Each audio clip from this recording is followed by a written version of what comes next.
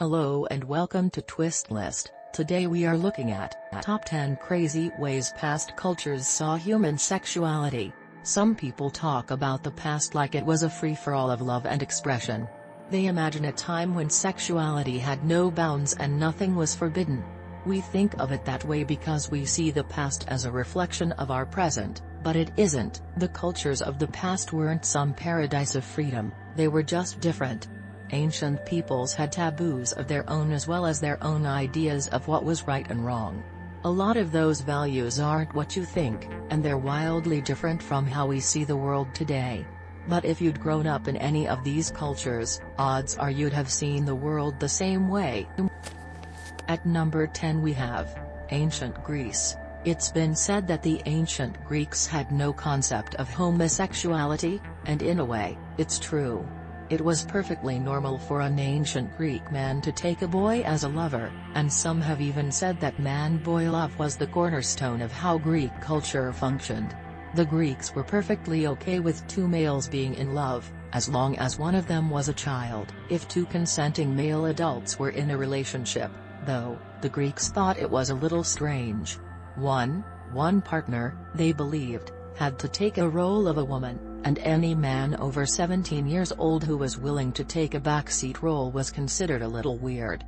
They wouldn't stone you to death for it, but people would talk. One of the best examples of adult male love in the Greek world was the sacred band of Thebes, a group of warriors who strengthened their bond by becoming lovers.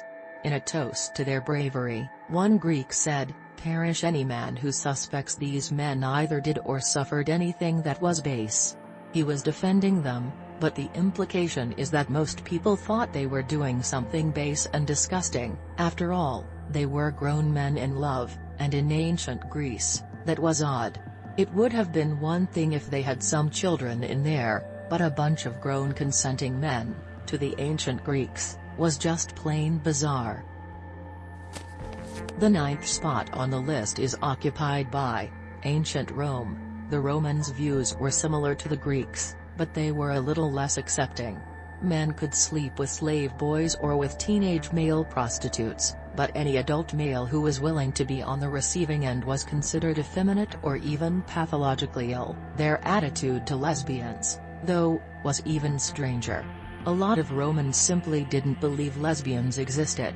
The poet Ovid called lesbianism a desire known to no one, musing that, among all animals, no female is seized by desire for female. 2. When they had to face the reality that lesbians existed, they were disgusted by it. Roman writers, who, of course, were men, called lesbians against nature and an abuse of their sexual powers. One even said that being a lesbian was as perverse as having sex with a dead animal. Number 8 on our list is Native Americans. The phrase two-spirited has become an LGBT catchphrase. It's something a lot of people embrace, imagining a pre-colonial America in which LGBT people were celebrated. In a way, they were, but it was a bit different than most people imagine. The concept of two-spirited people existed in about 130 North American tribes, which is a lot, but there were more than 500 tribes, so it was by no means the majority. Every tribe was different, too, so the details were never exactly the same. Generally, though, a two-spirited person was someone who didn't fit gender norms. If a young boy showed an interest in sewing, for example, or a girl showed an interest in hunting, some tribes would say that they had two spirits and would give them a special role in the community. A two-spirited man might end up wearing women's clothing and doing a woman's work, but he wasn't necessarily gay. It was perfectly natural for a two-spirited person to be heterosexual or even to switch between male and female clothes from day to day. 3. At number 7 we have Ancient China.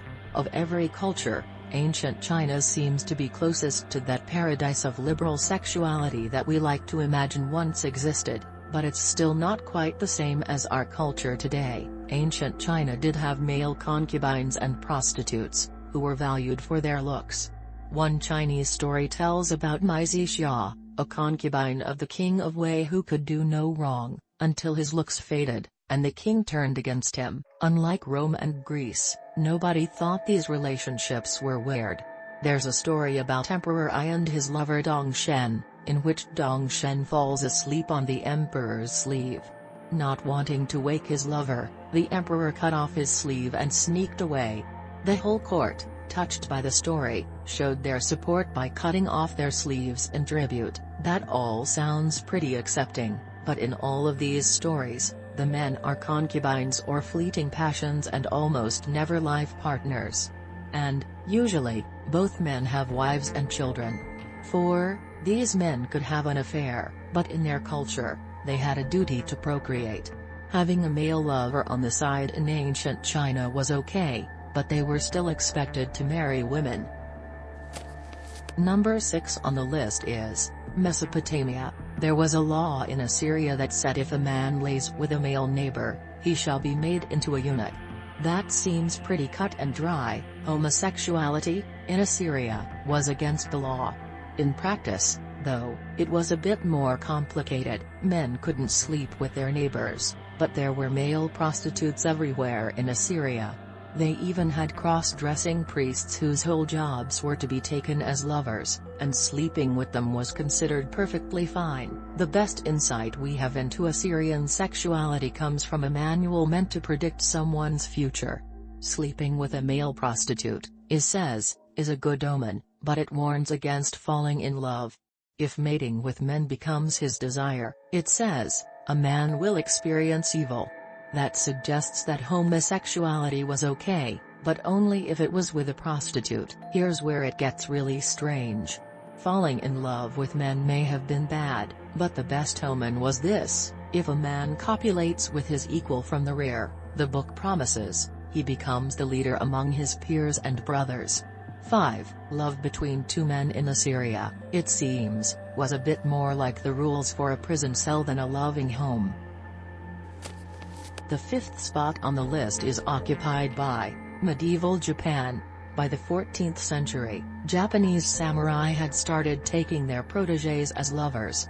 Usually, this was similar to the relationships you'd see in Greece, an older man with a younger boy. It was so common that one samurai said, a young man without a pledged, elderly lover is likened to a young girl without a fiancé.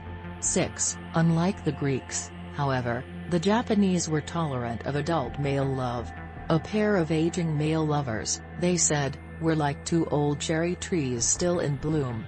Medieval Japan was an incredibly tolerant place for homosexuality. Heterosexuality, though, was another matter. Some Japanese men were almost intolerant of male-female love. Like the Chinese, they were expected to marry women, but some treated it like a terrible burden. Male love versus female love was a common topic of debate, and while different people had different opinions, some men were pretty misogynistic about it.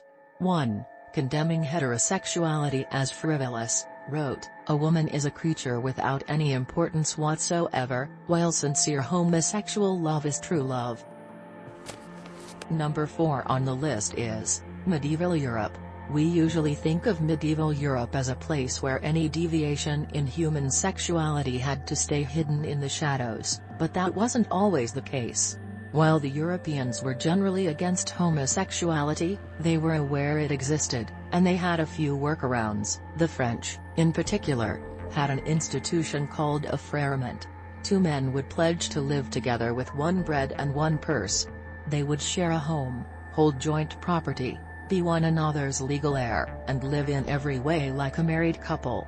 Officially, this was meant to be a way for two brothers to live together, but it didn't end up being used that way. Instead, men who weren't related would use it to marry one another, usually as lovers. 7. These people didn't live in the shadows. The community knew that they were living together, and they accepted what was going on. It would be under a thin, but transparent, veil that no one felt the need to tear down. At the 3rd place we have the Islamic Golden Age. The Quran isn't exactly ambiguous about human sexuality. If you come to males in lust, it says, you commit an indecency. There might be some debate on the details of what that means, but the core idea is pretty clear. Homosexuality is frowned upon. What a culture believes, though, isn't always what it practices, and the Islamic Golden Age had a bit more variety than you might be imagining. There was a class of men called the Mukanathan, who were said to resemble women and were promiscuous lovers of other men. Muhammad didn't care for them, he banished them from the land. Later rulers, though, had a different attitude. Some rulers, like Caliph al-Amin, were openly gay. Officially, it was frowned upon, but people were willing to throw a blind eye. Later on, the Mukanachim were accepted as part of society. They were often musicians, and they had a major impact on the culture of the era. One Islamic philosopher, al-Kirmani, even wrote that some people were just born that way. 3.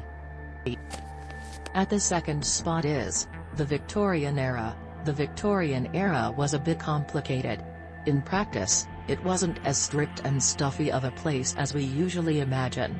There were somewhere between 20,000 and 50,000 prostitutes in London alone, so people certainly weren't staying chaste. Some people were celibate, though, and that's why the era has the reputation it does. Even if the common man was as red-blooded as ever, the extremists were incredibly repressed, and probably nobody more so than John Kellogg, one of the two men behind your favorite breakfast cereals. Kellogg's true passion was getting people to stop touching themselves, which he saw as an absolute and complete sin. He never touched his own wife or himself, and he took some serious measures to keep from doing so. He recommended circumcising pubescent boys without anesthetics so that they connect the pain to the idea of being punished for touching themselves. For women, he suggested that the application of pure carbolic acid to the clitoris was a good way to get them to calm down their urges.